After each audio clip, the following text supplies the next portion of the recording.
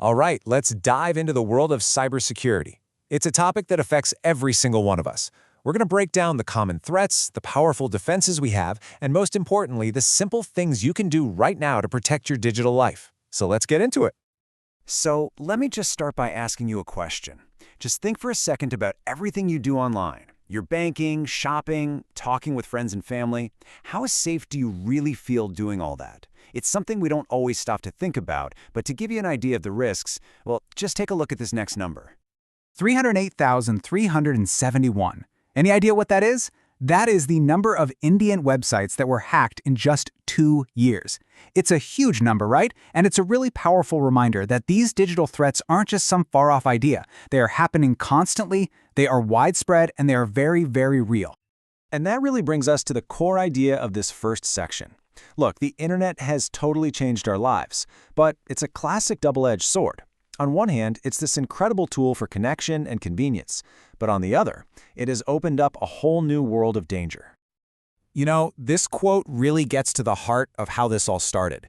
The internet began as this tiny, closed-off network for researchers in the military, but then, in the mid-90s, it went public, and boom, it just exploded. Everyone was getting online. And that growth was so fast and so massive that security was kind of an afterthought, which created the perfect breeding ground for cybercrime to just flourish. So, how do these attacks actually work? Let's pull back the curtain and take a look at the attacker's playbook, because really understanding their tools is the absolute first step in learning how to defend yourself against them. The number one weapon in pretty much every hacker's arsenal is something called malware. It's just short for malicious software, and it's basically an umbrella term for any software that's designed to mess up your computer, your server, or your network. You can think of it as the digital version of a burglar's crowbar. And malware comes in all sorts of different flavors. You've got your classic virus, which needs a host to spread, like you clicking on a bad email attachment.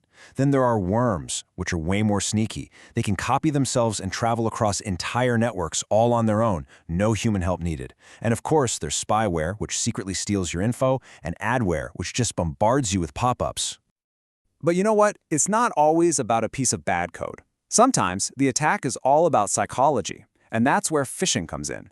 This is when an attacker pretends to be someone you trust, like your bank or Netflix or Amazon, to trick you into just handing over your personal information. It's basically a high-tech con game played on a massive scale.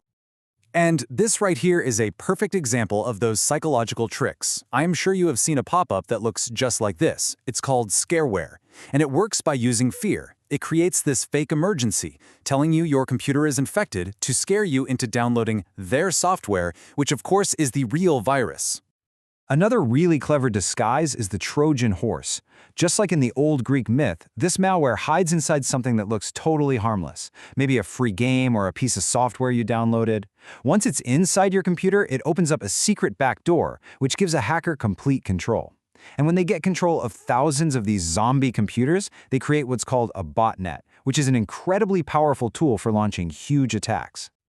Okay, that was all the scary stuff. We've seen the threats, we know what we're up against. But here's the good news. For every attack, there's a defense. So now, let's talk about how we can build our own digital fortress.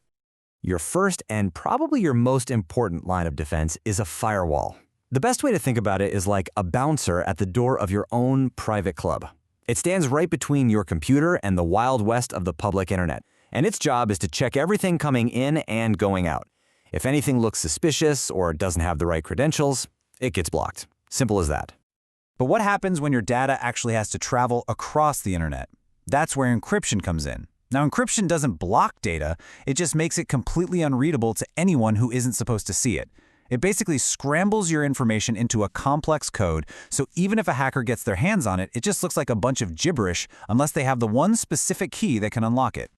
Now, this generally works in two main ways. Symmetric encryption is like your house key. You use the very same key to lock the door and to unlock it. It's fast and simple, but you have to find a safe way to give the key to the other person. Asymmetric is more like a mailbox.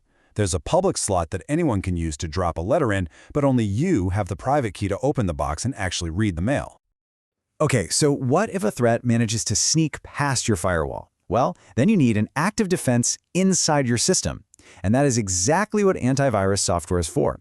Think of it as your computer's immune system. It's constantly scanning, looking for threats, and if it finds any malicious code, it's designed to destroy it before it can do any harm.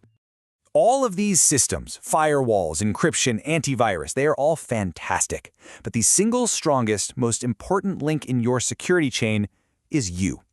So in this final section, let's just run through a simple checklist of things that you can do to seriously boost your own personal security. And let's be absolutely crystal clear about this. If you only do one thing after watching this, make it this. Your password is the key to your entire digital kingdom. Having a weak one is literally like leaving your front door wide open with a sign that says, "Come on in." So what actually makes a password strong? The formula is pretty simple, really. First, make it long, at least 8 characters, but honestly, the longer the better. Second, mix it up. Use a random combination of uppercase, lowercase, numbers, and symbols. Third, avoid anything obvious, like real words or personal info. And finally, and this is so important, never, ever, ever reuse your passwords on different websites. And this slide really drives the point home. A weak password on the left, a computer could probably crack that in a few seconds. But the ones on the right are a much tougher puzzle. Take that top one, for example. MITWDOTW4ME might look random, but it could come from a phrase you can easily remember, like Monday is the worst day of the week for me. It's easy for you to recall, but incredibly hard for a computer to guess. And for your really important accounts, like your email or your bank, you should go one step further. It's called two-factor authentication, or 2FA. It just adds a second layer of defense. So even if a hacker somehow steals your password, they still can't get in without that second piece of proof, which is usually a temporary code sent right to your phone. It is one of the single most effective security tools you can use. So, we end right back where we started, but hopefully with a totally new perspective. You know the threats now, but you also know the defenses. Your digital life, your data, your identity, all of that is incredibly valuable. So the only real question left is, are you doing enough to protect it?